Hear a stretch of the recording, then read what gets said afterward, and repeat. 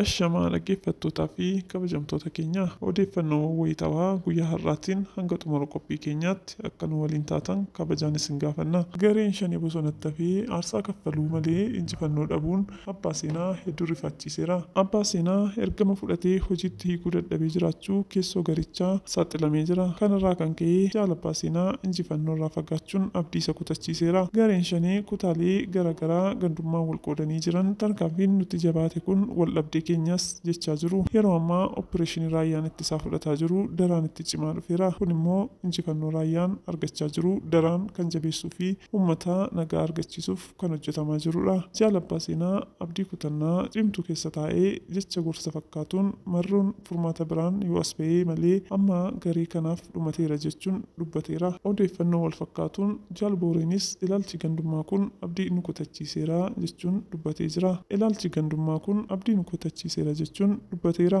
Zoonii giddugalaa laamsheessuuf marroon yaalii hedduu gaggeessuus milkoofnee jechuunis qeeqee jira. Marsaa garaagaraan zoonii giddugalaa diiguuf marroon yaalaa turuun isaas beekamaadha. Haa ta'u malee ejjennoo marroo kanaa ofirraa molquuf hooggantoonni zoonii giddugalaa sochii taasisaa turaniiru. Jaal booreenis ammaan booda loota eegaltuun marroo karaa hin qabdu jechuun ejjennoo isaa ibsee jira. Gurmuun garee eebbisaa nama jedhamu gandummaan walunguraa jiraachuusaas ifoomeera. Jaal eebbisaas ta'uu hooggantoonni shanii miira gandummaan walunguruun wal fixaa jiraachuu beekamee jira. Haala amma deemuun garichi badisa jabduuf akka imalaa jirus jaal eebbisaan dubbateera. Tooftaa waraana shanii hundi harkaa dhumachuus marroo fi hooggantoota kanneen naasuu jabduuf isaan saaxileera. Walgahii tibbana taasisaniinis keessoo jaalleewwan kanaa icciitiin bahuu eerameera.